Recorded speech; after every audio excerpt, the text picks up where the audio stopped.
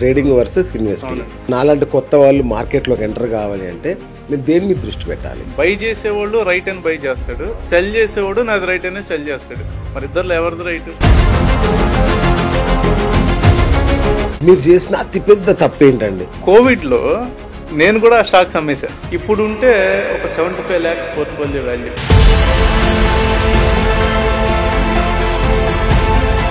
First of all స్టాకులు love చేయడం మానేయాలి. ఏ స్టాక్ కూడా ఈరోజు పర్మనెంట్ కదండి.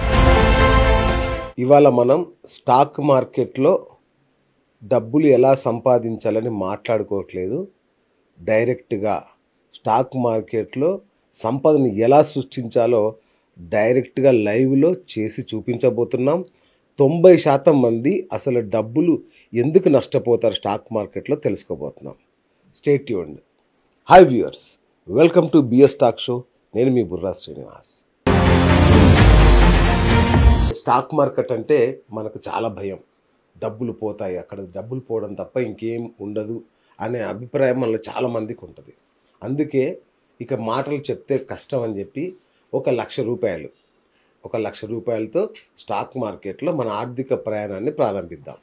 అలా ప్రారంభించినప్పుడు ఎలాంటి మిస్టేక్ చేయకుండా లక్షల కోట్లు ఎలా సంపాదించాలి, నిజంగా సంపాదించడం సాధ్యమేనా, దీన్ని మనం లైవ్లో చేసి ఒక సొంత మంచి పోర్ట్ఫోలియో ఒకటి క్రియేట్ చేద్దాం. ఓకేనా? దీనికోసం ఈ అద్భుతమైన ప్రయోగం కోసం ఇవాళ స్టాక్ మార్కెట్లో super star 22 years experience the rupee company founder Ganesh Atluri గారు ఇవాళ మన స్టూడియోలో ఉన్నారు. సో ఆయన స్టాక్ మార్కెట్ అట్లాగే ఫైనాన్షియల్ ప్లానింగ్ ఇట్లాంటివన్నిట్లో దిట్ట ఆయన. సో మరి ఆయన ఏం చెప్తాడు, స్టెప్ బై స్టెప్ తెలుసుకునే ప్రయత్నం చేద్దాం. Hello sir. నమస్తే అండి. ఎలా ఉన్నారు సార్? ఫైన్ అండి, good. So rupee to rich అనే మీది బుక్ కూడా రాబోతుంది అనుకుంటా. Congrats sir. Thank you. ఏముంటుంది అందులో?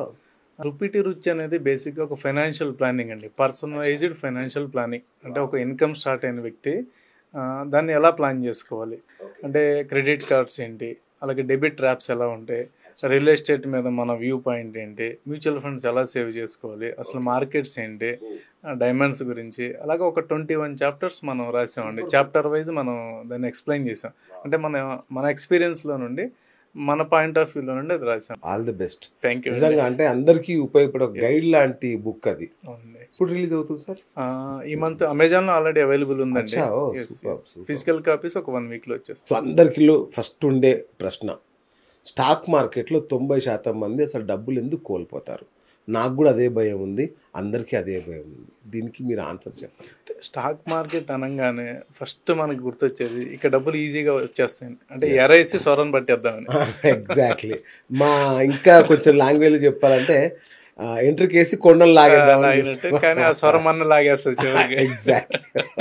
సో మీరు 10 మందిని 600 మందిని మీరు టచ్ చేస్తే స్టాక్ మార్కెట్ అనగానే సగం మంది వెళ్ళిపోతారు ఫస్ట్. అవును. మిగతా సగంలో పోయిన వాళ్ళే కనపడతారు మీకు. So everybody has a story. అది ఎవరి లైఫ్. నిజంగా నేను ఎంతో మందితో మాట్లాడే కదా, నాకు ఎవ్వరు కూడా నేను ఈ ఇల్లు కట్టాను స్టాక్ మార్కెట్ లో ఇన్వెస్ట్ చేశాను చెప్పినోడు ఒక్కళ్ళు లేడు నాకు. అవునండి. అంటే ఏంటంటే మన మైండ్ సెట్ ఎట్లా ఉండాలి దీనిలోకి ఎంటర్ కావాలంటే? అంటే ఇక్కడ ఫస్ట్ ఆఫ్ ఆల్ అండి స్టాక్ మార్కెట్ ని అర్థం చేసుకోవాలండి. రైట్. అంటే స్టాక్ మార్కెట్ అనేది బిజినెస్ మీద బిజినెస్ చేయటం. ఓకే. అంటే కంపెనీస్ ఏదైతే బిజినెస్ చేస్తున్నాయో వాళ్ళ మీద మనం బిజినెస్ చేస్తాం. సో అది మనం అర్థం చేసుకోవాలి. తర్వాత ఇది ఏంటంటే అండి ఖచ్చితంగా ఇది మనం అంటే లాంగ్ టర్మ్ అనేది ఫస్ట్ ప్రిపేర్ అవ్వాలండి. ఇక్కడ ఎలా ఉంటుంది అంటే ఎవ్రీడే ట్రేడింగ్ జరుగుద్ది. సో జరుగుద్ది కదా అని చెప్పి ఎవ్రీబడి విల్ కమ్ అండి. And easy to access. Correct. So ఇక్కడ ఏమవుతుంది, ఎప్పుడైతే ఇన్వెస్టర్గా మొదలైన ప్రయాణం ఫస్ట్ లాంగ్ టర్మ్ ఇన్వెస్టర్ అని వస్తాడండి. 5 years అంటాడు, తర్వాత 1 yearకి వస్తాడు, తర్వాత 3 monthsకి వస్తాడు, 3 daysకి వస్తాడు, ఎవ్రీడే వాచ్ చేయడం మొదలు పెడతాడు. సో డెఫినెట్గా ఎప్పుడైతే మనం వాచ్ చేయడం మొదలు పెట్టామో డెఫినెట్గా ఎమోషన్స్ విల్ డ్రైవ్. సో అక్కడ నుండి ఇక ఒక్కొక్క స్టెప్ మెల్లమెల్లగా దిగిపోతూ ఉంటారు. సో అంటే ప్రాపర్ నాలెడ్జ్ ఒకటి, అట్ ద సేమ్ టైం ఏంటంటే దాని గురించి అర్థం చేసుకోపోవటం, ఈ రెండు కూడా ఎక్కువ మంది లాస్ అవుతారండి. అంటే క్లారిటీ లేకపోవటం. అసలు మార్కెట్ అంటే ఏంటి, మార్కెట్లో మనం చేయాల్సిన ఏంటి, చేయకూడని ఏంటి, ఇది క్లారిటీ ఉండదండి చాలా మందికి. సో యాక్సిస్ ఉంది కదా అని అన్ని మనం చేయొచ్చు అనుకుంటారు, అలా చేయడానికి ఉండదండి. సో అక్కడే ఎక్కువ మంది నష్టపోతారండి. ట్రేడింగ్ అండ్ ఇన్వెస్టింగ్ రెండు ఉంటాయి. Trading versus investing. అవునండి. ఇప్పుడు నాలాంటి కొత్త వాళ్ళు మార్కెట్లోకి ఎంటర్ కావాలి అంటే మీరు దేని మీద దృష్టి పెట్టాలి? ఖచ్చితంగా ఇన్వెస్ట్మెంటేనండి. అచ్చా, ఖచ్చితంగా ఇన్వెస్ట్మెంట్. ఎందుకంటే ఇన్వెస్ట్మెంట్ జర్నీ మనం స్టార్ట్ చేసినప్పుడు మనకు markets, stocks, stock movements, results, economy effects ఇవన్నీ మనకు అర్థమవుతాయండి. అర్థమైనాక అప్పుడు మనం మార్కెట్ మీద ఒక అవగాహన వస్తుంది మనకి. ఆ తర్వాత మనం ట్రేడ్ చేయగలమా లేదా, అసలు ట్రేడింగ్ అనేది మనకు సూట్ అవుద్దా లేదా. ఎందుకంటే ట్రేడింగ్ ఈజ్ టెక్నికల్ థింగ్స్ ఎంత ఇంపార్టెంటో దాన్ని మించి సైకాలజీ ఉంటుందండి. కొన్ని కోట్ల మంది ట్రేడ్ చేస్తారు ఒకే టైంలో, కొన్ని లక్షల మంది ట్రేడ్ చేస్తారు. బై చేసేవాళ్ళు రైట్ అని బై చేస్తాడు, సెల్ చేసేవాడు నాది రైట్ అనే సెల్ చేస్తాడు. మరి ఇద్దరు ఎవరిది రైట్? కరెక్ట్. సో ఇవన్నీ సైకాలజీ అండి. సో ఇది తెలియాలంటే ఖచ్చితంగా జర్నీ ఎప్పుడు కూడా ఇన్వెస్ట్మెంట్ తోనే మొదలు పెట్టాలి. రెండోది ఏంటంటే మనం కూడా ట్రేడింగ్ లో చూస్తున్నాం, సెబీ చెప్పింది మనకు రెగ్యులర్గా పేపర్లో చూస్తున్నాము, న్యూస్లో చూస్తుంటాము. సో 90% ఫెయిల్యూర్ రేట్ ఉంటుందండి. సో ఆ టెక్నికల్ థింగ్స్ తెలియకపోవటం ఒకటైతే, రెండు సైకాలజీని హ్యాండిల్ చేయలేకపోవటం ఇంకోటి అండి. సో ఈ రెండింటి వల్ల మనకి ఎక్కువ మంది ట్రేడర్స్ లాస్ అవుతుంటారు. కాదు సార్, అంటే నేను చాలా ట్రై చేశాను, ఒక 6-7 yearsగా ట్రై చేస్తుంది దీనిలోకి ఎంటర్ కావాలని.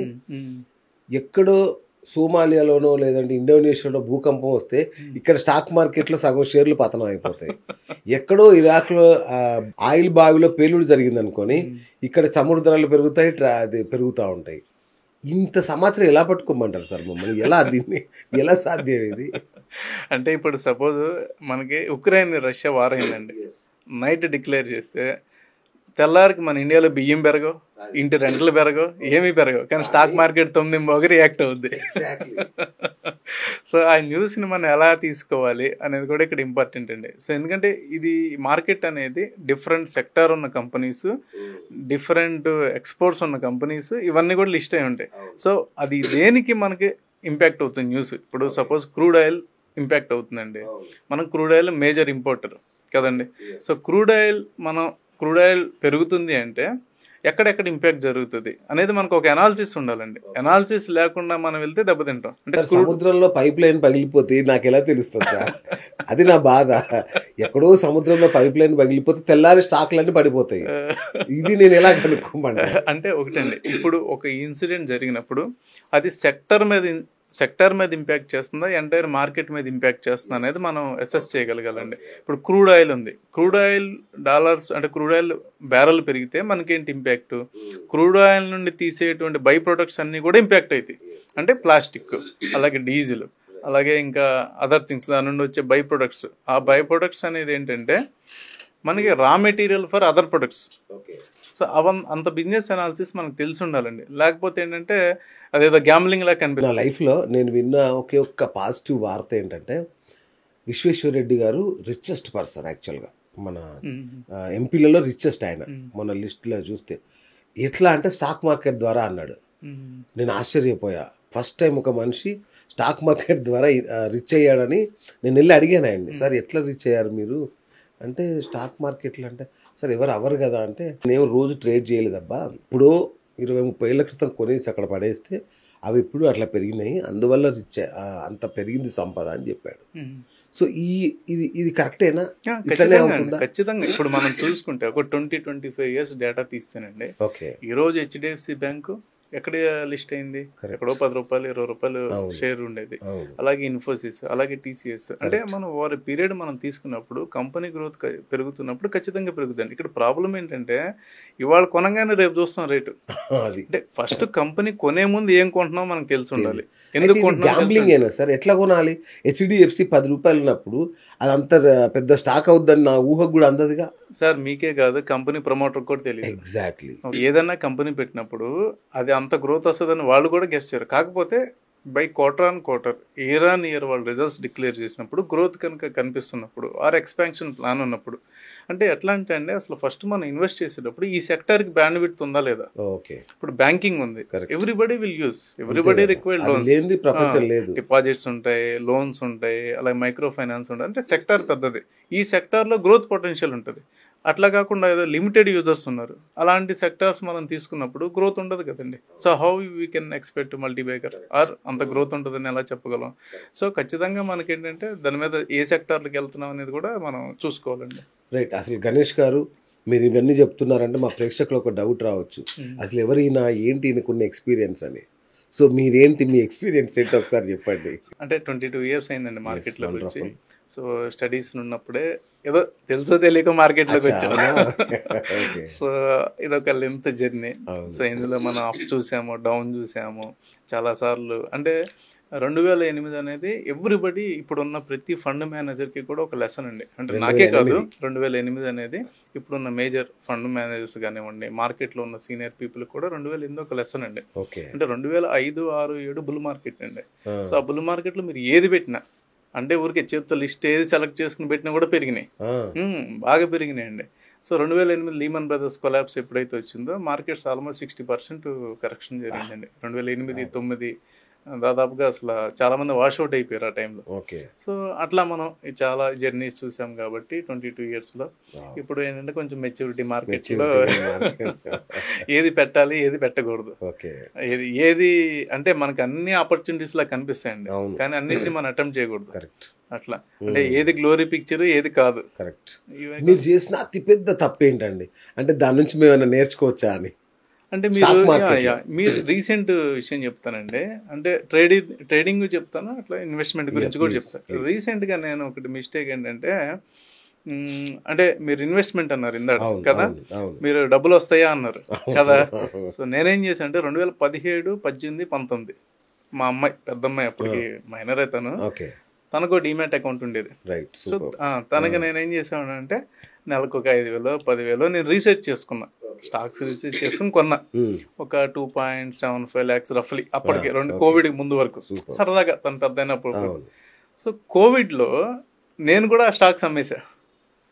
ఓకే, బట్ నాకేం లాస్ రాలి, నేను కొన్నాను. నేను ఆ రోజు అమ్మినా కూడా నా అమ్మిన రేట్ మీద ఒక 15,000 ప్లస్ లోనే అమ్మా. ఇప్పుడు ఉంటే ఒక 75 lakhs portfolio value, 2.5, 2.75 lakhs to 75 lakhs అయింది. అంటే డిక్సాన్ టెక్నాలజీస్ కొన్నా నేను అప్పట్లో రీసెర్చ్ చేసి 2,700 అట్లా ఉండేది, అది 50-60 అయింది ఇప్పుడు. అంటే స్ప్లిట్ చేసి ఆ వాల్యూ చూసుకుంటే లారస్ ల్యాబ్స్ 450 రూపాయలు ఎప్పుడు కొన్నా, ఇప్పుడు అది చూస్తే 8,000, 9,000 ప్రైస్ ఉంది. సో అట్లా ప్రతిదీ కూడా మల్టీ బ్యాగర్ అయిందండి. అంటే నేను అనుకున్నా, నేను రీసెర్చ్ చేసుకున్నా, ఫండమెంటల్గా బాగుంది అనుకున్నా, తీసుకున్నా. అలా నేను ఒక 12-13 స్టాకులు తీసుకున్నా. ఒకవేళ అది ఆ రోజు అది అమ్మపోయి ఉంటే బాగుండేది. మీరు హైటెక్స్ లో మీ అమ్మాయి పెళ్లికి ఫుల్ చదువు అంటే 75 lakhs అంటే సెక్యూర్డ్ కదండి, అంటే ఒక సెక్యూర్డ్, తనకు పోర్ట్ఫోలియో బిల్డ్ అయిపోయేది.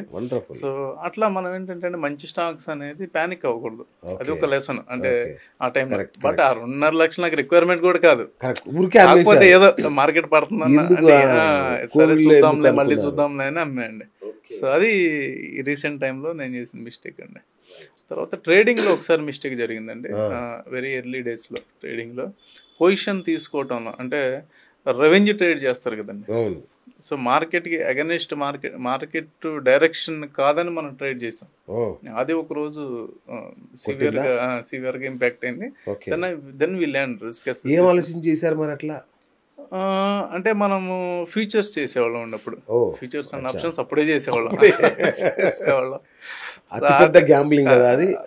అంటే అప్పుడు వేరు కదా, ఆ టైంలో ఏంటంటే స్పీడ్ ఉంటాం. సో 2007-8 ఆ టైం అంటే ఏముందండి. సో అప్పుడు ఏమైందంటే ఫ్యూచర్స్ మనం పొజిషన్స్ పడుతున్న కొద్దీ మనం యావరేజ్ చేస్తా వెళ్ళాం, కానీ బాటమ్ ఎవరు పట్టుకోగలరండి? ఎక్కడి వరకు పట్టుకుంటాం, ఎంతవరకు మనం చేయగలం? మనం చేయలేం కదా. సో అక్కడ లాస్ బుక్ చేయాల్సి వచ్చిందండి. అంటే వేరే ఒక స్టేజ్ తర్వాత ఇంక మనం ఆపలేమండి పొజిషన్స్, ఇంకా కట్ డౌన్ చేసేయాలి. ఇన్ఫెక్షన్ ఎక్కడో చోట కట్ డౌన్ చేయాలి, అంతే కదా. షుగర్ వచ్చింది, ఏళ్ళు దిగిపోతే కాలు పోతుంది. సో ఎక్కడో చోట మనం కట్ డౌన్ చేయాలి కాబట్టి అది కొంచెం సింగిల్ డేలో మనం కొంచెం హ్యూజ్ అమౌంట్ లాస్ బుక్ చేసాం. దెన్ అక్కడ మనం నేర్చుకున్నాం ఇది కాదు. సో ఎడ్జింగ్ అనేది ఎప్పుడు ఇంపార్టెంట్ అనేది అక్కడ ప్రాక్టికల్ గా అప్పుడు చూసాం. సో ట్రేడింగ్ లో అక్కడ ఒకసారి, ఇన్వెస్ట్మెంట్ లో రీసెంట్ గా రైట్. స్టాప్ లాస్ అనేది ఒకటి ఉంటుంది కదా, దాన్ని ఎట్లా వాడాలి? దానివల్ల ఉపయోగం ఉంటుందా? డెఫినెట్ గానండి. అంటే స్టాప్ లాస్ అనేది ఎనీ స్టాక్ అండి. అంటే ఇప్పుడు స్టాక్ పెరుగుతుంది, స్టాక్ మళ్ళీ కరెక్షన్ జరగచ్చు. అవును, స్టాక్ పెరిగిందండి, 100 రూపాయల స్టాక్ 400 అయింది. ఓకే, స్టాక్ మళ్ళీ కరెక్షన్ జరుగుతుంది. జరిగినప్పుడు ఎక్కడో చోట మనం స్టాప్ లాస్ పెట్టుకోవాలి. పెట్టుకోకపోతే ఆ స్టాక్ ఎక్కడికైనా రావచ్చు. సి యాజ్ లాంగ్ యాజ్ మీకు ఫినాన్షియల్స్ బాగున్నంత వరకు పర్వాలేదు. ఫినాన్షియల్స్ వీక్ అవుతుంది అంటే ఈపీఎస్ డౌన్ అవుతుంది, లేకపోతే ఎర్నింగ్స్ డౌన్ అవుతున్నాయి. అలాంటప్పుడు డెఫినెట్ గా మనం ఎక్కడో స్టాప్ లాస్ పెట్టుకోవాలండి. స్టాప్ లాస్ అంటే ఇక్కడ ఒకటి ఉందండి, 100 రూపాయల షేరు అంటే మనం ఇనీషియల్ గా కొన్నాం, పెరిగినప్పుడు మన 400 అయింది అనుకోండి, లేకపోతే 300 అయింది, స్టాప్ లాస్ అంటే 75 అనుకుంటారు. 300 నుండి స్టాప్ లాస్ పెట్టుకోవాలండి. మీరు 25% స్టాప్ లాస్ అనుకున్నారు అనుకోండి, ఎందుకు పెట్టుకుంటామండి స్టాప్ లాస్? క్యాపిటల్ ప్రొటెక్ట్ చేసుకోవడానికి. అంటే మనం పెట్టిన క్యాపిటల్ ఎక్కడో చోట మనం ప్రొటెక్ట్ చేసుకోవాలి. ఎందుకంటే మీరు గేమ్ లో ఉండాలంటే క్యాపిటల్ ఉండాలి. మీకు గేమ్ లో ఉంటే సపోజ్ 10 ఇప్పుడు మీరు ఒక ₹1,00,00,000 పెట్టారండి, 10 లక్షలు మీ స్టాప్ లాస్. ఏదో మీరు ఒక స్టాక్ కొంటున్నారు, 10 లక్షలు స్టాప్ లాస్, 10 లక్షలు కూడా పోయినాయి, 90 మిగులుతాయి. మళ్ళీ ఫెయిల్ అయ్యారు, 80 మిగులుతాయి, మళ్ళీ ఫెయిల్ అయ్యారు, 70 మిగులుతాయి. అట్లీస్ట్ 50కి వచ్చారు, మీరు విన్ అయ్యారు 100%. Again you go back to your capital. అసలు మీరు క్యాపిటలే పోగొట్టారు అనుకోండి, గేమ్ లోనే ఉంటారు కదా, ఇంకా గేమ్ లో ఉంటారు కదా మీరు. మళ్ళీ ఎప్పుడు తీసుకోవాలి? మంచి ఆప్షన్ ఉండగా కూడా 90% మంది ఎందుకు ఫెయిల్ అవుతున్నారు అంటే అదే అండి, వాళ్ళు ఏమనుకుంటారంటే వాళ్ళు అనుకున్నట్టు మార్కెట్లు బిహేవ్ చేస్తాయి అనుకుంటారండి. అదే తప్పు. మనం అనుకున్నట్టు మార్కెట్లు బిహేవ్ చేయండి. First of all stock markets are irrational. ఇది మనం గుర్తుపెట్టుకోవాలండి. మన రేషనల్, మన థాట్ ప్రకారం బిహేవ్ చేయవు. అవి ఎలా బిహేవ్ చేస్తున్నాయో మనం దాని తగ్గట్టు ఇన్లైన్ అవ్వాలండి. అది తెలుసుకోవాలండి ఫస్ట్. అది ట్రేడర్ అయినా తెలుసుకోవాలి, ఒక స్టాక్ లో పెట్టేవాళ్ళని తెలుసుకోవాలి. చాలా మంది ఏంటంటే స్టాక్ లవ్ చేస్తారు, దాన్ని బాగా రీసెర్చ్ చేసి మైండ్ లోకి ఎక్కించేసుకుని ఇంకా దాన్ని కొంటా ఉంటారు, పడినప్పుడల్లా కొంటా ఉంటారు. ఫస్ట్ ఆఫ్ ఆల్ ఆ స్టాక్ లవ్ చేయడం మానేయాలి. ఏ స్టాక్ కూడా ఈరోజు పర్మనెంట్ కదండి. టెక్నాలజీ ఎంత స్పీడ్ గా చేంజ్ అవుతుంది. నెంబర్స్ బాగున్నాయా స్టాక్ లో ఉంటాం, నెంబర్స్ బాగాలేదా స్టాక్ నుండి ఎగ్జిట్ అయిపోతాం. అవసరం ఇక్కడ మెయిన్ ప్రాబ్లం ఎక్కడ వస్తుంది అంటేనండి, పీపుల్ ప్రాఫిట్ని ఎలా తీసుకుంటారు అంటే, ఇప్పుడు మీకు ఒక 20% ప్రాఫిట్ వచ్చింది, లాస్ని కూడా మీరు అలాగే తీసుకోగలగాలి. అలా తీసుకోలేకపోతే స్టాక్ మార్కెట్లో మీరు సర్వే అవ్వలేరు. So nobody knows. ఇప్పుడు మీరు ఒక 5 స్టాకులు కొంటారు, 2 స్టాకులు ఫెయిల్ అవ్వచ్చు. బట్ మీరు ఎక్కడ కట్ డౌన్ చేయాలి ఆ ఫెయిల్యూర్ని? 10% లోనా, 20% లోనా, 50% లోనా? అది కట్ డౌన్ చేయడం తెలియకపోతే ఫెయిల్ అవుతారండి. రైట్. నిఫ్టీ 50లో పెట్టుకుంటే సేఫేనా? నిఫ్టీ 50 అనేది ఏంటంటేనండి, నిఫ్టీ 50 అనేది 50 స్టాక్స్ అవి రొటేట్ అవుతాయండి. పెర్ఫార్మెన్స్ బాగపోతే 50లోని తీసేస్తారు, తీసేసి మళ్ళీ పెర్ఫార్మెన్స్ ఉన్న స్టాక్లు యాడ్ అవుతాయి. సో మన నిఫ్టీ 50 చూసుకుంటే అవరేజ్ మీద మనకు ఒక 25 years డేటా తీసుకుంటే, రఫ్లీ 30 years డేటా తీసుకుంటే 13% వచ్చిందండి. So even 13% is good. ఎందుకంటే మనకు సేవింగ్స్ 7% వచ్చేసింది. ఒకప్పుడు ఎఫ్డీస్ 14% ఉండేవి కాబట్టి ఎవరు స్టాక్ మార్కెట్ లోకి వచ్చేవాళ్ళు కదండి. ఇప్పుడు ఎఫ్డీస్ మెల్లగా మీకు 6.57కి వచ్చేసింది కాబట్టి ఆల్టర్నేట్ ఏంటి? సో ఆల్టర్నేట్ అనేది mutual funds or Nifty index fund. Nifty ఇండెక్స్లోకి వెళ్ళొచ్చు. నిఫ్టీ ఇండెక్స్ అనేది సేఫ్ అండి. మనకేమీ తెలియదు, ఎక్కువ టైం లేదు, ఓకే, ఎక్కువ రీసెర్చ్ చేయలేను, అలాంటి వాళ్ళకి నిఫ్టీ 50 బెటర్. ఎందుకంటే మీకు నిఫ్టీ 50 వల్ల బెనిఫిట్ ఏంటంటే, మీకు స్పెసిఫిక్ స్టాక్ పెర్ఫామ్ చేయకపోయినా కూడా ప్రాబ్లం ఉండదు. ఇప్పుడు మీరు ఇనీషియల్గా మీరు నిఫ్టీ స్టార్టింగ్ నుండి తీసుకుంటే 20 స్టాక్లేనండి. ఇప్పుడు వరకు ఉన్న 20 నిఫ్టీ 50లో పెర్ఫార్మెన్స్ చేసుకుంటా 20 ఎంత రఫ్లీ ఒక 20 ఉంటే అంతే. ఎందుకంటే కొత్త స్టాకులు వస్తుంటాయి పెర్ఫార్మ్ ఇప్పుడు అనిల్ అంబానీ స్టాక్స్ ఉన్నాయి మనకి. అప్పుడు నిఫ్టీ 50లో ఉండేవి, అవి పెర్ఫార్మెన్స్ పూర్వంగానే 50లో వెళ్ళిపోతే కొత్త స్టాకులు యాడ్ అవుతాయి. In that way Nifty 50 safe. ఎందుకంటే మీకు అక్కడ ఆ ఫిల్టరింగ్ జరుగుతుంది కాబట్టి. అంటే నాకు ఈ స్టాండర్డ్ రేట్ వస్తే చాలు అనుకుంటే నిఫ్టీ 50 ఈజ్ ఆల్వేస్ బెస్ట్ అండి. సో డబ్బులు పోగొట్టుకోవద్దు అనుకుంటే అది బెస్ట్. సో ఇప్పుడు మార్కెట్ అంటే నిఫ్టీ 0 అవుతుంది కదండి. అదే ఎప్పటికీ అవ్వదు అది. నిఫ్టీ 0 అయితే ఇంకా అంటే కాదండి, ఇవాళ 50లో ఉన్న ఉదాహరణకు చెప్తున్నా, 50లో ఉండే 50 కంపెనీస్ మీద నేను పెట్టేస్తా. కాదండి, నిఫ్టీ 50 వేరు, 50లో ఉండే కంపెనీస్ వేరండి. అచ్చా. నిఫ్టీ 50 అనేది మీకు ఇండెక్స్, ఒక బాస్కెట్. అది బాస్కెట్ అండి. బాస్కెట్ కూడా మీరు ETF కొనుక్కోవచ్చు. ఓకే, అది సేఫ్. నిఫ్టీ 50 స్టాక్స్ అనేది మీకు తెలియదు. ఆ 50లో రేపొద్దున 10 ఫెయిల్ అవ్వచ్చు, కొత్త 10 రావచ్చు. అలా వెళ్ళకూడదండి. అలా చూసుకుంటే అదేనండి. ఇప్పుడు ఫస్ట్ లిస్ట్ అయిన నుండి చూసుకుంటే చాలా కంపెనీలు నిఫ్టీ 50లో వెళ్ళిపోయినాయండి. ఒకప్పుడు 2008లో టాప్ పెర్ఫార్మర్స్ ఉన్నాయి. టాప్ పెర్ఫార్మర్స్ కాలంలో అసలు కొన్ని డీలిస్ట్ అయిపోయినాయి, కొన్ని పెన్నీ స్టాక్లు అయిపోయినాయి. ఇప్పుడు అనిల్ అంబానీ 8 కంపెనీలు ఏమైనాయండి. రిలయన్స్ ఇన్ఫ్రా 3000 ఉండేది, రిలయన్స్ క్యాపిటల్ ఎక్కడో ఉండేది, అవన్నీ మరి పెన్నీ అయిపోయినాయి కదండి. రిలయన్స్ పవర్, RNRL ఇవన్నీ 2007లో గ్లోరీ స్టాక్స్, ట్రేడబుల్ స్టాక్స్. ఇవాళ ఏమైపోయినాయండి. సో దాన్ని మిమిక్ అవ్వకూడదండి. You don't mimic Nifty 50, but you can buy Nifty 50 as a index fund. అది వరకు సేఫ్, అంతవరకు సేఫ్. చాలా పెద్ద డౌట్ ఉండేది. ఇప్పుడు మార్కెట్ చాలా హైలో ఉంది కదా, సో ఈ టైంలో స్టాక్స్ కొనడం మంచిదేనా, లేదా కరెక్షన్ వచ్చే వరకు ఆగాల? కరెక్షన్ వస్తుందా? కరెక్షన్ అంటే ఇక్కడ ఇక్కడ దీన్ని రెండు విధాలుగా చూడాలండి. వాల్యూ స్టాక్స్ కొనుక్కోవటం అంటే వేరండి. అంటే వాల్యూ స్టాక్స్ ఒక మంచి ప్రైస్కి వచ్చింది.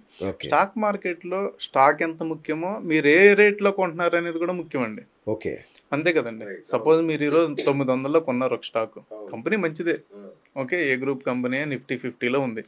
900లో కొన్నాక మార్కెట్ పడి మళ్ళీ సంవత్సరానికి 900కి వచ్చింది. మీరు సంవత్సరంలో ఏం సాధించినట్టు? 0 సాధించినట్టు. ఓకే, లేదు ఈరోజు 900లో కొన్నారు, 3 years తర్వాత 900 వచ్చింది. స్టాక్ మంచిదే, డబ్బులు పోలా, బట్ 3 years మీరు ఆగలరా? సో ఆగలేరు కదండి. సో ఇక్కడ రిటర్న్ కూడా ఇంపార్టెంట్. ఇంకోటి ఏంటంటే నిఫ్టీ ఆల్ టైమ్ హై వెళ్ళటము కిందకి రావడం అనేది వాళ్ళు కామన్ అయిపోయింది. ఒకప్పుడు ఆల్ టైమ్ హై అంటే దానికి చాలా పెద్ద విశేషం. ఫస్ట్ పేజ్ లో వచ్చేది తపాసులు పేల్చేవాళ్ళు, సీట్లు పెంచేవాళ్ళు. ఇప్పుడు పెద్దగా స్టేటస్ లో కూడా రావట్లేదు అది. సో అది కామన్ అయిపోయిందండి. కాకపోతే ఏంటంటే మనం నిఫ్టీ 50 ఇలా ఆల్ టైమ్ హై అవుతున్నప్పుడు స్పెసిఫిక్ స్టాక్స్ లో ఉండాలండి. ఓకే, అంటే ఏ సెక్టార్ పర్టికులర్ గా ఇప్పుడు బూమింగ్ లో ఉంది, ఏ సెక్టార్ లో మనకి వాల్యుయేషన్ కనపడుతుంది. ఒకటి మంచి స్టాక్స్ మంచి ప్రైస్ కి వచ్చింది, అవి పట్టుకోవచ్చు, నెంబర్ 1 ఇక్కడ. లేదా మంచి గ్రోత్ ఉన్న స్టాక్స్ ని పట్టుకోవచ్చు. ఆ గ్రోత్ ఉన్న స్టాక్స్ ఎలాగో మీకు మార్కెట్ పడినా కూడా వాటి పెర్ఫార్మెన్స్ ఏం తగ్గదు కదా. సో అట్లా ఈ రెండు విధాలుగా మనం దాన్ని చూడొచ్చు. రైట్. అంటే కొందరు నాకు అంటే స్టాక్ మార్కెట్ గురించి ఇట్లా అడిగినప్పుడు చెప్పింది ఏంటంటే, పెట్టి మర్చిపోవాలబ్బా, అప్పుడే నీకు డబ్బులు వస్తాయి మార్కెట్లో, ఊరుకుకి ఇట్లా నిలబడి అట్లా తొంగి చూస్తే రాదు అనే మాట చెప్పారు. కరెక్టేనా అది? అంటే పెట్టి మర్చిపోవటం అనేది ఒకటండి సైకాలజీ, కానీ ఎందులో పెడుతున్నాం అదే చూసుకోవాలి. అదే అట్లా ఎందుకంటేనండి ఇప్పుడు మీకు సెక్టార్ రొటేషన్ అనేది జరుగుతూ ఉంటుందండి. అవును, ఏ సెక్టార్ ఇప్పుడు బాగుంది అనేది కూడా చూసుకోవాలండి. ఒకప్పుడు ట్రెడిషనల్ సెక్టార్స్ ఉండే, ఇప్పుడు కొత్త కొత్త టెక్నాలజీస్ వచ్చేసినాయి. డ్రోన్స్ అని, అలాగే ఏఐకి సంబంధించి, డేటాకి సంబంధించి, క్లౌడ్కి సంబంధించి, సైబర్ సెక్యూరిటీకి సంబంధించి, అలాగే ఇంపోర్ట్ ఎక్స్పోర్ట్స్ సంబంధించి ఇప్పుడు మన గవర్నమెంట్ కూడా చాలా అగ్రిమెంట్ ఎంఓఎస్ చేసుకుంటుంది బయట. సో ఇవి చూసుకుంటూ ఉండటం మంచిదండి. ఇప్పుడున్న టైంలో ఏంటంటే ఎస్ మనం ప్రిపేర్ అవ్వాలి మెంటల్ గా, లాంగ్ టర్మ్ పెట్టాలని. కానీ ఏ సెక్టర్ ఏ స్టాకులు కూడా మనం పెడతాం అనేది ఇంపార్టెంట్. ఇప్పుడు కొన్ని సందర్భాల్లో మీరు సిక్లికల్ సెక్టర్స్ పెట్టి మర్చిపోయారు అనుకోండి, 10 ఏళ్ల తర్వాత కూడా రిటర్న్ అదే ఉంటుంది. స్టీల్ కంపెనీస్ పెట్టారు, స్టీల్ కంపెనీస్ 8-9 సంవత్సరాలు పెర్ఫార్మెన్స్ ఉన్నా మీరు పెట్టిపోయి 8 ఏళ్ల తర్వాత మర్చిపోయి మళ్ళీ చూసుకుంటే అక్కడే ఉంటుంది. నేను ఎక్కడ ఉన్నానంటే ట్రెడ్మిల్ మీదే ఉంటాం, ట్రెడ్మిల్ మీద వాకింగ్ చేస్తే ఎక్కడికి వెళ్తాం? ఎక్కడికి వెళ్ళమండి, అక్కడే ఉంటాం, అలసిపోతాం, చెమటలు పడితే ఏదో చేసాం అనుకుంటాం, డెస్టినేషన్ అయితే వెళ్ళం కదండి. సో స్టాక్ పెట్టేటప్పుడు కూడా సిక్లికల్ సెక్టర్ లో పెడుతున్నామా, గ్రోత్ సెక్టర్ లో పెడుతున్నామా, అది ఇంపార్టెంట్ అండి.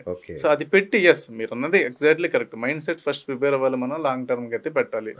ఇది 5 years 10 years ఒక డెకేడ్ కి మనం ప్లాన్ చేసుకుంటున్నాం అనేది కూడా ఇంపార్టెంట్ అండి. ఓకే, చేసుకుని ఇంకా దాన్ని బట్టి సంవత్సరానికి ఒకసారి చెక్ చేసుకోవాలా, లేదంటే మనం ఏంటంటే అట్లీస్ట్ ఇయర్లీ మీరు అన్నట్టు ఇప్పుడు గ్రోత్ దాంట్లో పెట్టేస్తామండి, కానీ అది అవ్వకపోవచ్చు. మీరు అన్నట్టు పెన్ని స్టాక్ అవ్వచ్చు. గ్రోత్ అనేది ఏంటంటే మనకి నెంబర్స్, అగైన్ నెంబర్స్, అది క్వార్టర్లీయో ఇయర్లీయో ఒకసారి మనం చూసుకుంటే ఇయర్ ఆన్ ఇయర్ ఎట్లా ఉన్నాయి, ప్రీవియస్ ఇయర్ కి ఎలా ఉన్నాయని చూసుకోవచ్చు. లేదు క్వార్టర్ ఆన్ క్వార్టర్, అట్లీస్ట్ అది రీజనబుల్ కదా. అంతేగాని ఎవ్రీ 1 hour కి నేను మొబైల్ చూసుకుంటా. ఇంకోటి చూసిన వాళ్ళు ఏమన్నా చేయగలరా? స్టాక్ ని పెంచడం, కిందకి చేయడం ఏమీ చేయలేరు. ఎందుకు చూస్తారంటే సొంతంగా చేసుకోవాలా, మీలాంటి ఫండ్ మేనేజర్లకు ఇవ్వాలా? అంటే ఒకటండి, మీకు నాలెడ్జ్ ఉంది, కొంచెం దాని మీద అవగాహన ఉంది, టైం ఉంది, అప్పుడు డెఫినెట్గా మీరు చేసుకోవచ్చు. లేదు మనకి టైం లేదు, నాలెడ్జ్ తక్కువ ఉంది, లేదు నేను మనీ హ్యాండ్లింగ్ సైకాలజీలో పూర్ ఉన్నాను, అలాంటప్పుడు ఎవరిదన్నా మనం ఫైనాన్షియల్ అడ్వైజర్ హెల్ప్ తీసుకోవడం అనేది సజెస్టబుల్ అండి. సో అది మంచిదండి ఇప్పుడు కూడా. ఎందుకంటే స్టాక్ మార్కెట్ అనేది ఇప్పుడు ఎస్పెషల్లీ మీరు ఏదన్నా ఒక వస్తువు అమ్మారండి, దానికి లాభం వస్తుంది అంటే where you are getting a money. కానీ ఇక్కడ మనం డైరెక్ట్ గా ఒక కమోడిటీతో డీల్ చేస్తాను. మీరు ఒక బంగారంతో అమ్మారు, మీకు డబ్బులు వస్తున్నాయి. ఇక్కడ అలా కాదు కదండి, మీరు డబ్బుతోనే డబ్బును సృష్టించాలి. కరెక్ట్, అంతే కదా. సో హ్యాండ్లింగ్ ఆఫ్ మనీ అనేది చాలా ఇంపార్టెంట్ అండి. అండ్ ఇంకోటి ఫాలింగ్ ఆఫ్ నైఫ్, అంటే మీకు మార్కెట్ లో పడుతున్నప్పుడు దాన్ని మీరు పట్టుకోవటం రాలేదనుకోండి, నైఫ్ ని పట్టుకునేటప్పుడు ఫాలింగ్ చేతులు కోసిపోతాయి. అంటే అలాగే మన మార్కెట్ లో పడేటప్పుడు బిహేవియర్ ఎలా ఉండాలి, పెరిగేటప్పుడు బిహేవియర్ ఎలా ఉండాలి, లాంగ్ టర్మ్ అప్పుడు ఎలా ఉండాలి, షార్ట్ టర్మ్ పొజిషన్స్ తీసుకుంటే ఎలా ఉండాలి, ఇవన్నీ తెలిసి ఉండాలండి. తెలుసుంటే పర్వాలా, తెలియపోతే మళ్ళీ సొంత నిర్ణయాల్లో ఇబ్బంది పడుతుంది. సరే సార్, నాకు మంచి అయితే అవగాహన అయితే వచ్చింది. ఇప్పుడు కొంచెం భయం కూడా పోయింది. ఓకే ఓకే బాగుంది స్టాక్ మార్కెట్ అని ఫీలింగ్ వచ్చింది సార్. ఇప్పుడు నా దగ్గర 1 లక్ష రూపాయలు ఉన్నాయి సార్. నాకు ఒక మోడల్ పోర్ట్ఫోలియో అంటే ఏ స్టాక్స్ లో పెట్టాలి, ఏ సెక్టార్ లో పెట్టాలి, ఇట్లాంటి వాటిని విభజించి దేంట్లో ఎంత పెట్టాలి లైవ్ లో అని చెప్పగలరా? మనం ఉన్నామండి, సపోజ్ ₹1,00,000 పెట్టారు, ప్రిఫరబుల్లీ 5 సెక్టార్లు పెట్టుకోవడం మంచిది, రైట్? అంటే 20,000 పెట్టుకోవడం మంచిది. ఇందులో కూడా ఒకటి ఆల్రెడీ ప్రూవెన్, ఇప్పుడు బ్యాంకింగ్ తీసుకున్నారు అనుకోండి, ఎగ్జాంపుల్ చెప్తాను. బ్యాంకింగ్ లో పెద్ద బ్యాంక్స్ ఉన్నాయి, అలాగే గ్రోయింగ్ బ్యాంక్స్ ఉన్నాయి, రైట్? పెద్ద బ్యాంక్స్ లో ఒక 10,000, ఒక సెక్టార్ నుండి 2 స్టాకులు, అంటే మన ఐడియల్ పోర్ట్ఫోలియో 8 స్టాకులు, 10 స్టాకులు చాలండి. టూ మచ్ డైవర్సిఫికేషన్ కూడా ఇబ్బంది అండి. అంటే కొంతమంది ఏం చేస్తారు తెలుసా అండి, ఇందులో చాలా ఉంటాయి, మేము నెంబర్ ఆఫ్ ఇన్వెస్టర్స్ చూస్తాం కదండి. ఒకళ్ళు ₹1,00,000తో 40 స్టాకులు కొంటారు, వాని పోర్ట్ఫోలియో వాళ్ళు చూసుకోవడానికి వాళ్ళకే అర్థం కాదు. 5 స్టాకులు, 2 స్టాకులు, ఇదొకటి. కొంతమంది ఏం చేస్తారు, ₹1,00,000 తీసుకెళ్లి ఒకే స్టాక్ లో పెడతారు, ఇదొక టైప్ ఆఫ్ ఉంటది. వారెన్ బఫెట్ తాత చెప్పాడుగా, don't put all eggs in one basket అని. అంటే సో ఇలా ఎక్స్ట్రీమ్స్ ఉంటాయండి. ఎక్స్ట్రీమ్కి పోకుండా ఒక ఐడియల్ పోర్ట్ఫోలియో బిల్డ్ చేసుకుంటే మనకి మానిటరింగ్ ఈజీ. అంటే ఇప్పుడు సెక్టర్ ఉందండి, ఎందుకు నేను సెక్టర్ అంటే సపోజ్ ఆటోమొబైల్ సెక్టర్ నేను పెట్టాను, బ్యాంకింగ్ సెక్టర్ ఉంది, తర్వాత టెక్నాలజీకి సంబంధించి సెక్టర్ ఉంది, లైఫ్ సైన్సెస్, ఫార్మా సెక్టర్ ఉంది. Pharma sector is always good అండి. అంటే మేము కూడా ఎప్పుడు ఫార్మా అనేది కీప్ చేసుకుంటాం పోర్ట్ఫోలియోలో. అది మ్యూచువల్ ఫండ్స్ లోను ఫార్మా కీప్ చేసుకుంటాము, ఇందులో కూడా. ఎందుకంటే life sciences, health care sector లో కంటిన్యూస్ గా మనకి డొమెస్టిక్ కన్జంప్షన్ ఉన్న సెక్టర్ అండి. ఇది ఇంపోర్ట్స్ మీద కన్నా కూడా ఎవర్ గ్రీన్. ఇటు మనకి ఎనీ కంట్రీ డిపెండెంట్ మన ఇండియా మీద, ఫార్మా సెక్టర్ మీద. అంతే కదండి. ఇప్పుడు AP active pharma ingredients, bulk drugs తీసుకున్నా, ఫార్మేషన్ తీసుకున్నా, ఇంజెక్టబుల్ తీసుకున్నా, మనం ఐటీ తర్వాత సెకండ్ ఎక్స్పోర్ట్ ఫార్మానే కదండి. మన కంపేర్ టు నేబర్ కంట్రీస్ తో పోల్చుకుంటే కూడా మన రెగ్యులేషన్స్, మన ప్లాంట్ ఇన్స్పెక్షన్స్ ఎక్కువ అండి. యూఎస్ఎఫ్డి అప్రూవ్డ్ ప్లాంట్స్ ఎక్కువ మన దగ్గర. సో ఫార్మా సెక్టర్ అనేది స్టేబుల్. రెండోది హాస్పిటల్, హెల్త్ కేర్ లో ఇవన్నీ వస్తాయి కదండి. ఈ బాస్కెట్, ఈ థీమ్ తీసుకుంటే హాస్పిటల్స్, మీరు ఒక హాస్పిటల్ చెప్పండి మూసేసిన హాస్పిటల్, అసలు డే బై డే అవుతూనే ఉంటాయి. సో హాస్పిటల్స్, అలాగే డయాగ్నోస్టిక్స్. కోవిడ్ తర్వాత ఏం జరిగిందండి, ఒకటి హెల్త్ అంటే జనరల్ గా ప్రాబ్లం వచ్చినప్పుడు మనం హెల్త్ డయాగ్నోస్ చేయించుకున్నాం. కోవిడ్ తర్వాత ఒక అవేర్నెస్, 2 అవేర్నెస్లు మారింది. ఒకటి ఫుడ్ ఇంటేక్ తీసుకునేది, చాలా మంది కొంచెం సప్లిమెంట్స్ తీసుకోవటము అలాంటిది పెరిగింది. రెండోది డయాగ్నోస్టిక్స్, 45 తర్వాత అట్లీస్ట్ ఒకసారి చేయించుకుందాం టెస్ట్లు, ఇయర్ కోసారి చేయించుకుందాం. అంటే కంపెనీస్, కార్పొరేట్ కంపెనీస్ అయితే మ్యాండేట్ గా చేపిస్తాయి వాళ్ళకి ఎంప్లాయీస్ కి ఇయర్లీ వన్స్. అది ఒక హెచ్ఆర్ లో వాళ్ళ ఒక పాలసీ ఉంటుంది కాబట్టి చేపిస్తారు. మామూలుగా బిజినెస్ పీపుల్ కానీ, సెల్ఫ్ ఎంప్లాయీస్ కానీ తక్కువ, ఇప్పుడు అట్లీస్ట్ చేయించుకుంటున్నారు. సో ఆ సెక్టర్ కూడా మనకు బూమ్ అవుతుంది. అంటే హెల్త్ కేర్ అనేది అది ఖచ్చితంగా మనం కొంచెం కన్జర్వేటివ్ సెక్టర్ అండి. సో అట్లా మనం ఏ సెక్టర్ తీసుకుంటున్నాం అనేది కూడా ఇంపార్టెంట్ అండి. సో ఇట్లా 5 సెక్టార్లు తీసుకుని మనం ఒక 10 తీసుకోవచ్చు. లేదు మనం ఒక 3 సెక్టార్స్ తీసుకుంటాము, ఇంకొక 40% మిడ్ క్యాప్ లో మనం పెట్టుకోవచ్చు. ఇంకో 40లో 20 మిడ్ క్యాప్, 20 స్మాల్ క్యాప్ కి వెళ్ళొచ్చండి. కాకపోతే మనకి ఖచ్చితంగా బిజినెస్ ని అసెస్ చేసేటువంటి క్వాలిటీ ఉండాలండి స్మాల్ క్యాప్ కి వెళ్తే. అంటే ఇది నిజంగా వెళ్తుందా, ఇందులో మార్జిన్స్ ఎంత ఉన్నాయి, మేనేజ్మెంట్ ఎవరు. స్మాల్ క్యాప్స్ కి ఎస్పెషల్గా వెళ్ళినప్పుడు ప్రమోటర్స్ మనం చూసుకోవాలండి. ఎవరు ప్రమోటర్స్, ఎవరు, వీళ్ళ బ్యాండ్ విడ్త్ ఏంటి, వీళ్ళకి ఉన్న కేపబిలిటీస్ ఏంటి. ఇప్పుడు టెక్స్టైల్ కంపెనీ వచ్చి అలా సడన్ గా రేపు నేను డేటా సెంటర్ ఓపెన్ చేస్తాను అన్నాడు అనుకోండి, అంటే అది అట్లీస్ట్ మనం చూసుకోవాలి కదండి. కామన్ సెన్స్ ఉండాలి, చూసుకోవాలి వీళ్ళు చేయగలరా లేదా అనేది చూసుకోవాలి. సో అట్లా అండి. ఇప్పుడు సపోజ్ మనకి ఒక 2020 కోవిడ్ తర్వాత ఏమైందండి, ఎలక్ట్రానిక్స్ మ్యానుఫ్యాక్చరింగ్ మనకు వచ్చింది. అంటే ఎలక్ట్రానిక్స్ అవుట్ సోర్సింగ్ మనకి ఎక్కువ వచ్చింది, అంతే కదండి.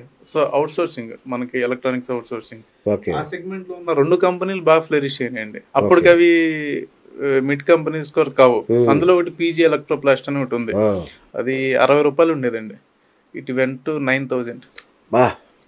మీరు చెక్ చేసుకోవచ్చండి, డేటా చెక్ చేసుకోవచ్చు.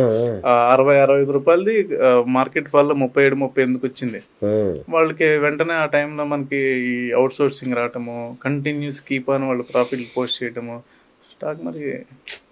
అలాగే టెక్సాన్ టెక్నాలజీస్ వాళ్ళు కూడా అంతేనండి, రిఫ్రిజిరేటర్స్ ఇవన్నీ కూడా అవుట్ సోర్సింగ్ చేస్తారు. అట్లా మనం సెక్టార్ ఐడెంటిఫికేషన్ కూడా చాలా ఇంపార్టెంట్. మీరు బ్యాంకింగ్ సెక్టర్ అన్నాడు, దాంట్లో ప్రైవేట్ చేయాలా, గవర్నమెంట్ బ్యాంక్స్ చేయాలా?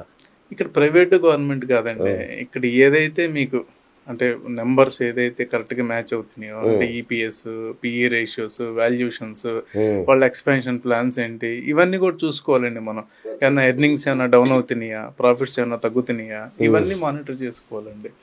అదేంటంటే జనరల్ గా ప్రైవేట్ బ్యాంక్స్ కొద్దిగా అగ్రెసివ్ గా ఉంటాయి.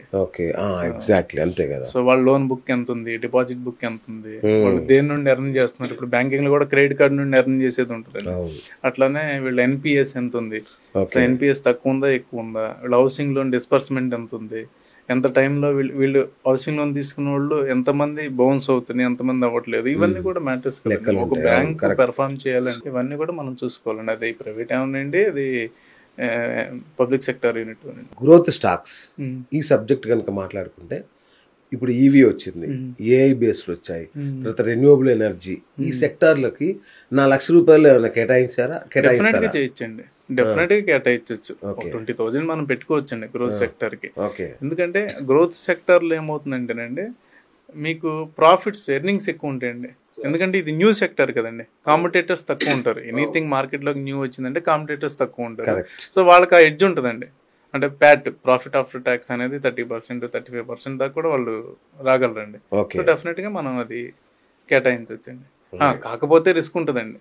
సో మీరు ఫస్ట్ లో అన్నారు ఏంటి, స్టాప్ లాస్ అని. సో ఆ స్టాప్ లాస్ ఇక్కడ పెట్టుకోవాలి. సో కొత్త రంగం తెలియదు కదండి. సో ఇప్పుడు సోలార్ ఉంది, సోలార్ థీమ్ అది మనం చూస్తున్నాం. 10 సంవత్సరాల నుండి కూడా సోలార్ థీమ్ నడుస్తుంది. సో ఎంతో మంది ప్లేయర్స్ వచ్చారు, కొంతమంది వెళ్ళిపోయారు. సస్టైన్ అవుతున్నారా లేదా, తర్వాత మార్జిన్స్ నిజంగా వీళ్ళు అనుకున్నట్టు వస్తున్నాయా లేదా.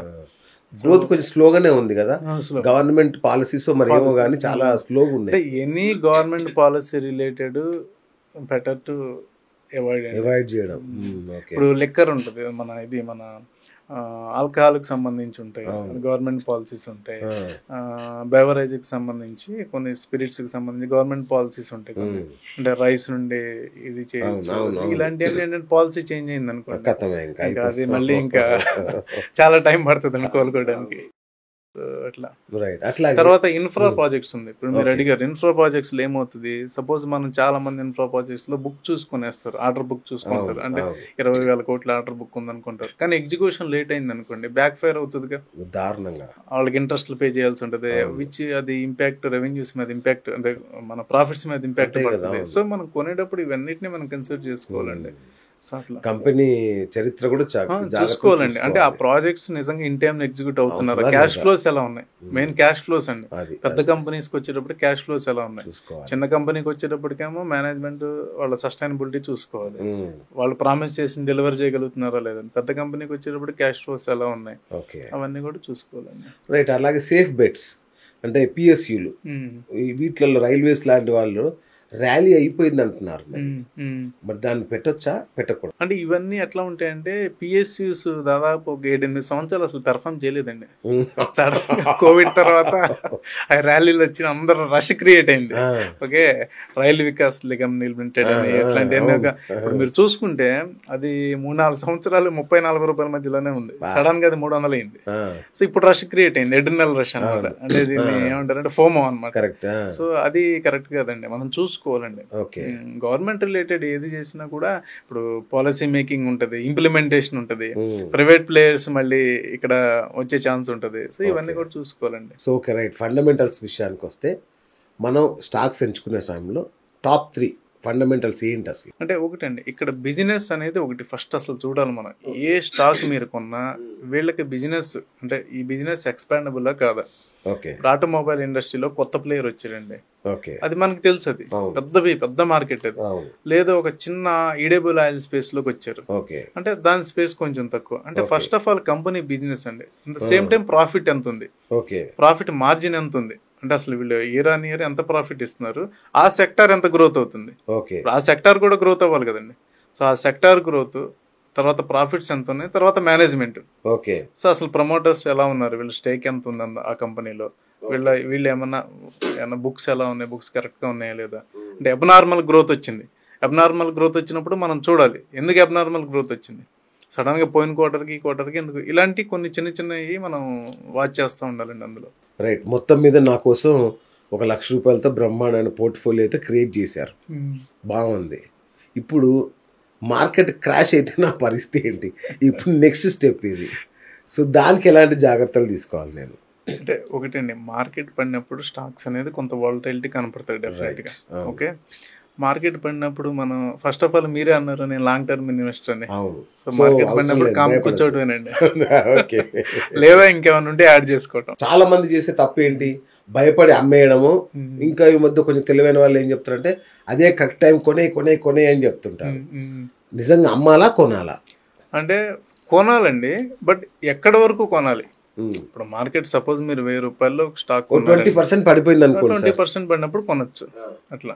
ఎందుకంటే మనం ఎలాగో డిసైడ్ అయ్యాం ఈ పోర్ట్ఫోలియోలో మనం వాల్యూ స్టాక్స్ కొంటున్నాము, మిడ్ క్యాప్ కొంటున్నాము, స్మాల్ క్యాప్ కొంటున్నాము, వెళ్ళాం అనుకోండి. అలా ఇది వాల్యూ మనకు పర్వాలేదు, ఈ వాల్యూ ఇది కొనొచ్చు అనుకుని మనకు అర్థమైనప్పుడు అక్కడ మనం కొంత యాడ్ చేసుకుంటూ ఉండే. అలా కాకుండా మనం ఒక 5% పడంగానే కొంటాం, ఒక 8% పడంగానే మళ్ళీ యాడ్ చేయడం, ఇట్లా చేయకూడదు. అంటే స్టాక్ సపోర్ట్ లెవెల్స్ ఎక్కడ ఉన్నాయో చూసుకుని ఆ సపోర్ట్ లెవెల్కి వచ్చినప్పుడు మనం కొంత అమౌంట్ యాడ్ చేసుకోవడం మంచిదండి. ఇంతకుముందు మీరు ఒక మాట చెప్పారు, మల్టీ బ్యాగర్స్.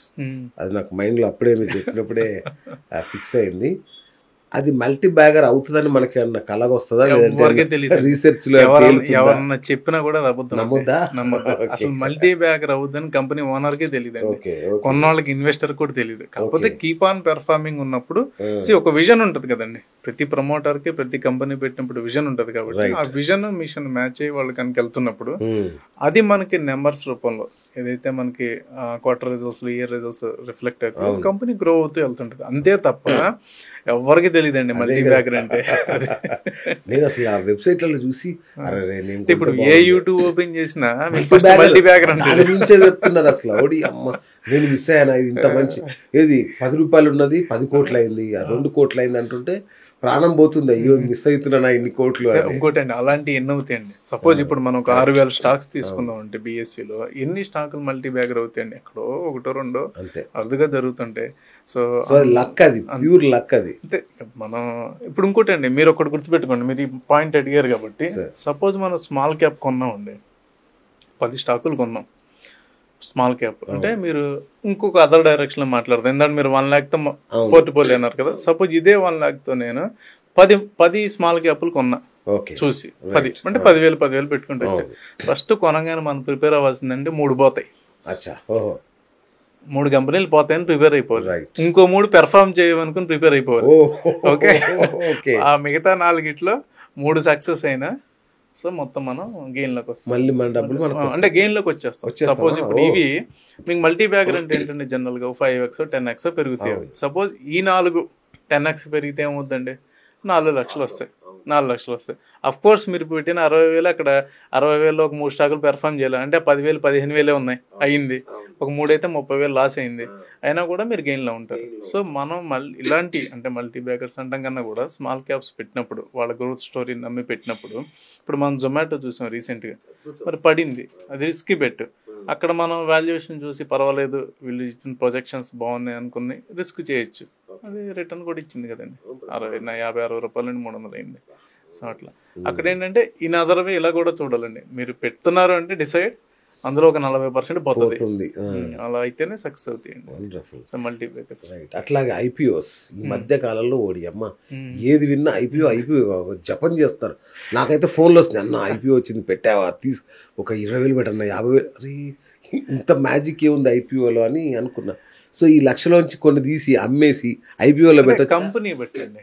కంపెనీ కనుక బాగుంటాయి అంటే మీకు ఐపీఓకి వచ్చే కంపెనీ ఈ మధ్యలో చాలా వచ్చినాయండి. ఎస్ఎంఈ సెగ్మెంట్ సంవత్సరం తిరిగేటప్పుడు 250 ఐపీఓలు వస్తాయి. సో అన్ని మనం పెట్టకూడదండి. కంపెనీ బాగుండి అంటే ఇప్పుడు టాటా గ్రూప్స్ వచ్చింది, టాటా గ్రూప్ ఏదైనా వచ్చింది, అలాంటి మనం ట్రస్ట్ పెట్టచ్చండి. ఐపీఓ పెట్టి చాలా మంది వదిలేస్తారు మంచి కంపెనీలు అనుకుని, వాళ్ళు అమ్మరు, లేదు అంటే కొంత ప్రాఫిట్ బుక్ చేసుకోవచ్చు. సో ఐపీఓలు కూడా మార్కెట్ బాగున్నప్పుడు వస్తాయండి, రష్ క్రియేట్ అవుతుంది మార్కెట్ బాగున్నప్పుడు. సో దట్స్ ఫైన్, పెట్టచ్చు, ఇబ్బంది పైగా 15-20 కదండి. అంతే కదా. ఓకే, అంటే దీంట్లో ఉన్నాయి తీసేళ్ళ పెట్టాలి, పెట్టచ్చు, లక్ష్యం ఉంది కాబట్టి. ఒకటి గుర్తుపెట్టుకోండి, మార్కెట్ ఏంటంటే లాంగ్ టర్మ్ మైండ్ సెట్ ఉండాలి, షార్ట్ టర్మ్ ప్రాఫిట్ మేకింగ్ ఉండాలండి. మీరు ఇది గుర్తుపెట్టుకోండి. మైండ్ సెట్ లాంగ్ టర్మ్ ఉండాలి, కానీ మనం షార్ట్ టర్మ్ ప్రాఫిట్ మేకింగ్ కూడా చేస్తాం. ఓకే, ఆ మైండ్ సెట్ ఉన్నప్పుడే మనం పోర్ట్ఫోలియోలో మనం చర్నింగ్ చేసుకుంటూ ఎర్న్ చేయగలమండి. చర్నింగ్ లేకపోతే ఎర్నింగ్ ఉండదండి, ఉండదు. సో ఆ చర్నింగ్ ఎప్పుడు చేయాలి, ఎలా చేయాలి అనేది ఇక్కడ మీరు తెలుసుకోవాల్సింది. స్కామ్స్, ఇక పంప్ అండ్ డంప్ లాంటి స్కామ్స్ ఉంటాయి, వీటి నుంచి నేను ఎలా కాపాడుకోవాలి నా పోర్ట్ఫోలియోని? అంటే మీరు ఫస్ట్ ఆఫ్ ఆల్ ఇక్కడ రెండు చూడాలి సార్. ఒకటి స్కామ్ చేసేవాళ్ళు, స్కామ్ చేయబడేవాళ్ళు, విక్టిమ్స్. నేను చాలా మంది కలిసారండి, నన్ను కూడా చాలా మంది కలుస్తుంటారు కదా. Most of the time greediness drive చేస్తుందండి. మీరు ఇక్కడ రెండు స్కామ్లు ఉంటాయండి. ఒకటి స్టాక్ పంప్ అండ్ డంప్ మీరు అన్నది, రెండోది ట్రేడింగ్ స్కామ్స్ అంటే ఈ పోంజీ స్కామ్స్. అంటే మీకు ట్రేడింగ్ స్కామ్స్ లో మీరు డైలీ చూస్తుంటే ఒక 2 కోట్లు పోగొట్టుకున్నారు, 50 లక్షలు పోగొట్టుకున్నారు, సూసైడ్కి వెళ్ళిపోయారు. ఇవన్నీ ఎందుకు జరుగుతాయి అంటే వాళ్ళకి ఏం ఆఫర్ చేస్తున్నారు? మీరు ఎక్కడ చూసినా సరే ఈ మధ్య చాలా స్కామ్స్ మనం చూస్తాం. 5% మంత్లీ ఇస్తాము, 7% ఇస్తాము, 10% ఇస్తాము. సో ఇక్కడ ఏమవుతుంది, అట్రాక్ట్ అయి పెడుతున్నారు. రెండోది ఇప్పుడు మీరు ఇందాక మల్టీ బ్యాకర్ అన్నారే, ఇప్పుడు పంపండంలో మల్టీ బ్యాకర్స్ అనే కొంటారు వాళ్ళు ఫస్ట్. అది ఏ 100 రూపాయల్లో కొంటాడు, 5 రూపాయలకి వస్తుంది, వెళ్ళిపోతాడు కనపడ్డాక. అది సో అక్కడ ఒకటి స్టాక్ లో పంపండి డంప్, అంటే అది మనకి తెలియక కొంటాం అనేది. రెండోది ఇక్కడ మనం డబ్బులు తీసుకెళ్లి వేరే వాళ్ళకి హ్యాండిల్ చేయమని ఇవ్వటం ట్రేడింగ్ లో. మనం ఇక్కడ స్కామ్స్ ఇక్కడ ఎక్కువ జరిగేది ఇందులో అండి, ఇక్కడే ఎక్కువ జరుగుతుంది. ఎందుకంటే స్టాక్ లో ఎంతో కొంత ఈ మధ్య కాలంలో అయితే కొద్దిగా తెలుసుకునే వస్తున్నారు, అవేర్నెస్ వచ్చినోడు వస్తున్నాడు, సరే కొద్దిగా పర్వాలేదు. కానీ ఇక్కడ గ్రీడీనెస్ డ్రైవ్ చేస్తుంది, ఇక్కడ ఎమోషన్ డ్రైవ్ చేస్తుంది. అంటే ఇంకా 10 రూపాయలు ఇంట్రెస్ట్ అంటే ఇంకా సో అక్కడ ఇన్వెస్టర్స్ అనేది వాళ్ళ అంటే వాళ్ళు కూడా అర్థం చేసుకోవాలండి దాన్ని. Right sir. ఇప్పుడు చాలా మంది ఈ గాలాలేసే బ్యాచ్ ఒకటి ఉంది, ఏది మీకు మీరు మా టిప్స్ తీసుకోండి, మా వాట్సాప్ టిప్స్ తీసుకోండి, మా ఫేస్బుక్ టిప్స్ తీసుకోండి, మీకు కోట్లలో డబ్బులు వస్తాయి, లక్షల్లో వస్తాయి అని గాలాలేసే బ్యాచ్ ఒకటి ఉంది. దాని నుంచి ఎట్లా కాపాడుకోవాలి? వాళ్ళను నమ్మొచ్చా నమ్మకూడదా? అసలు మీకు సోషల్ మీడియాలో వచ్చే కానివ్వండి, టెలిగ్రామ్లో వచ్చే కానివ్వండి, వీటన్నిటికి దూరంగా ఉండడం మంచిదండి. డెఫినెట్గా ఒకటి మీరు ట్రేడ్ చేయాలంటే కొద్ది గొప్ప నేర్చుకోండి, చిన్న అమౌంట్తో ట్రై చేయండి. చిన్న అమౌంట్ ట్రై చేసి మనం పోగొట్టుకుని ఉంటే అది మనకు సూట్ కాదు, అది క్లారిటీ ఉంటుంది. ఓకే, రెండు నేర్చుకుంటున్నప్పుడే మనకు అర్థమైంది. ఇప్పుడు ఏంటంటే మనకు కొన్ని అప్లికేషన్స్ ఉంటాయి, డమ్మీ ట్రేడ్స్ చేయొచ్చు. అంటే విర్చువల్ అమౌంట్ ఇస్తాడు, విర్చువల్ అమౌంట్ చేయొచ్చు, అట్లీస్ట్ అక్కడ మనం ట్రై చేయొచ్చు. అదేదే కాకుండా సీరియస్గా వచ్చి డంప్ చేసాం అనుకోండి. ఇప్పుడు మీకు ఒకటండి, మీరు స్విమ్మింగ్ పూల్లో ఈత నేర్చుకుంటారు, అవునా? ఈ స్విమ్మింగ్ పూల్లో ఈతకి కాలువలో ఎదురీతకి తేడా ఉందా లేదండి? మరి ఈతే కదండి రెండు. మరి దీనికి నదిలో ఈతడానికి తేడా ఉందా లేదా? కాలువకి నదికి. సో నదికి సముద్రానికి తేడా ఉంది కదండి.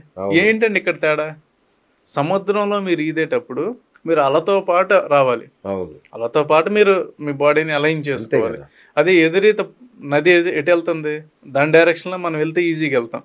లేదు ఆపోజిట్ డైరెక్షన్ వెళ్ళాలంటే మీరు క్రాస్ గా ఈదుకుంటే వెళ్ళాలి. స్విమ్మింగ్ పూల్ వేరు, స్విమ్మింగ్ పూల్ ఏముందండి, నుంచుంటే మీకు ఎవరైనా. అంటే నేను అనేది ఏంటంటే ట్రేడింగ్ అనేది కూడా స్మాల్ స్కేల్ చేసేటప్పుడు, పెద్ద స్కేల్ చేసేటప్పుడు ఇవన్నీ డిఫరెన్స్ ఉంటుందండి. ఇప్పుడు సపోజ్ మీరు 10,000 వేసారు, 10,000 అనేది మీకు లెక్కే కాదు, పోయినా మీరు పట్టించుకోరు, వెళ్ళిపోతారు. అదే 10 లక్షలు పెడితే ఇప్పుడు నాతో మాట్లాడుతూ కూడా మీరు ఆలోచిస్తూ ఉంటారు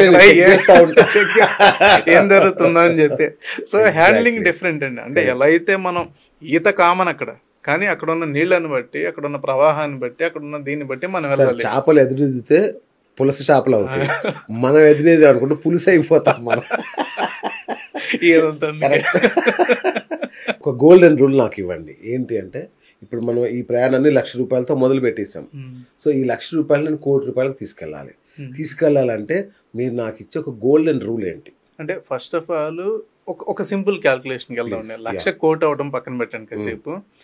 సంవత్సరానికి మీరు 20% రిటర్న్ తీసారండి, మీరే చెప్పండి. సపోజ్ 20% రిటర్న్ తీద్దాం, ఎందుకంటే ఈ 20% అనేది మీరు ఏ పిఎంఎస్కి వెళ్ళినా, ఏ ఏఎఫ్కి వెళ్ళినా, మీరు ఎక్కడికి వెళ్ళినా 20%. సరే, మనం ఇప్పుడు లెక్కేద్దాం. ఇప్పుడు సంవత్సరం మీరు 20% తీసారండి. సరే, మీరు ఎక్స్ట్రాడినరీగా నేర్చుకున్నారు, 25% తీసారు. ఓకే, సో ఎంత టైంకి డబుల్ అవుతుందండి? డబుల్ అవ్వాలంటే 4 years 5 years కదా. సరే, అక్కడికి డబుల్ అయింది కదా. సరే, ఆ తర్వాత అక్కడ నుండి డబుల్ మళ్ళీ 2 లక్షలు అండి. 2 లక్షలకి 25%. సో మీరు ఎన్ని సంవత్సరాల కోటి సంపాదిస్తారు?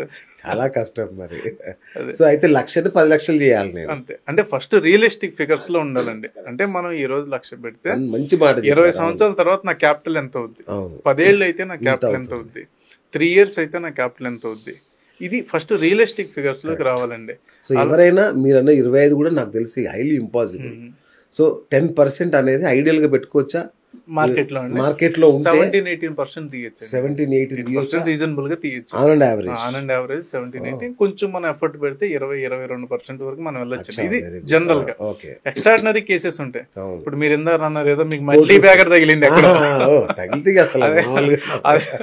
అప్పుడు మీరు 40% 50% కనపడుతుంది. నార్మల్ గా మార్కెట్ కున్న టెండెన్సీ అంటే ప్రతి దానికి ఒక పాయింట్ ఉంటుంది కదండి. మార్కెట్స్ అనేది 13-14% నిఫ్టీ రేట్ని ఇస్తుందండి. స్టాకులు కొంచెం ఎక్స్ట్రా మనం తీసుకుంటే 20%-25% అనేది ఆ మధ్యలో తీస్తే బెస్ట్ రేట్ అండి అది. ఎందుకంటే మ్యూచువల్ ఫండ్స్ మనకి 13-14% అండి. ఓకే, సో మిడ్ క్యాప్ అయితే 14-15, ఇంకొక 16 దాకా వెళ్తాయి. స్మాల్ క్యాప్ అయితే 17-18. నాలాగా ఒక ₹1,00,000 పట్టుకోవచ్చు, ఒక బేసిక్ మదుపరి. స్టాక్స్ లోకి రావాలా, మ్యూచువల్ ఫండ్స్ లోకి రావాలా? నిజాయితీగా చెప్పండి, ఎందుకంటే మీరు రెండిట్లో ఉన్నారు కాబట్టి. ఫండ్స్ లోకి వెళ్ళడం బెస్ట్ అండి. Mutual funds start point funds తో చేయడం బెస్ట్ అండి, ఎందుకంటే తనకు ఒక స్టెబిలిటీ వస్తుంది. రెండోది ఎవరైనా అండి, ఏ ఇన్వెస్ట్ అయినా ఏంటంటే అది 1,00,000, 10,00,000, 1,00,000, 10 కోట్లు ఇమ్మెటీరియల్, నెంబర్ ఈజ్ ఇమ్మెటీరియల్. అసలు మనం ఎంత టైం దీనిలో పెడదాం అనుకుంటున్నాం, టైం కూడా ఇంపార్టెంట్ కదండి. ఇప్పుడు మీకు ఆ డబ్బులు అవసరం. చాలా మంది తప్పు చేసేది ఎందుకు నష్టం వస్తుందండి మార్కెట్ లో, వాళ్ళు పెట్టే డబ్బులు అనేది ఎక్కడో అప్పు తెచ్చి పెడతారు, క్రెడిట్ కార్డ్ స్వైప్ చేసి తీసుకొచ్చి పెడతారు, లేదా లోన్ తీసుకొచ్చి పెడతారు, లేదా ఇంట్రెస్ట్ తీసుకొచ్చి పెడతారు. సో ఇవన్నీ మిస్టేక్స్ కదండి. ఫస్ట్ ఆఫ్ ఆల్ మనం పెడుతున్నామంటే మనం ఓన్ క్యాపిటల్ అయి ఉండాలి. ఓన్ క్యాపిటల్ ఎంతవరకు మనం ఉంచాలి? 5 years అనుకోండి ఒకలాగా డిజైన్ చేసుకుంటాం, 10 years అంటే వేరేలాగా వెళ్తాం, 1 year అనుకోండి better to go for funds, mutual funds better. So tension ఉండదు, కన్సిస్టెంట్ గ్రోత్ ఉంటుంది అట్లా అండి. సో ఫైనల్గా చెప్పండి సార్, ఒక మనిషి ఫైనాన్షియల్ గ్రోత్, ఫైనాన్షియల్ ప్లానింగ్ అనేది ప్రాపర్గా ఉండాలంటే ఏ మెజర్మెంట్లు తీసుకోవాలి, ఎట్లా? ఫస్ట్ డెబిట్ నుండి బయటపడాలండి. ఫస్ట్ ఆఫ్ ఆల్ ఇన్వెస్ట్మెంట్ పక్కన పెడదాం. సో ఫస్ట్ ఎవరైనా సరే అండి, అంటే నేను ఇన్ని సంవత్సరాలు మార్కెట్ లో చూసాను, ఎవరైనా సరే మనం ఎప్పటికప్పుడు డెబిట్ రీస్ట్రక్చరింగ్ చేసుకోవాలండి.